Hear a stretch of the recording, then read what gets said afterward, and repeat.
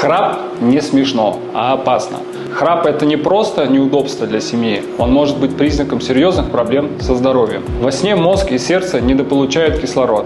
Последствия – гипертония, аритмия, повышенный риск инсульта. Причины храпа разные, от увеличенных аденоидов, от анатомических особенностей перегородки носа. Диагностика у лор-врача помогает выяснить источник проблемы. Лечение подбирается индивидуально, от простых процедур до комплексного подхода. Если храп мешает вам и вашим близким, не ждите осложнений.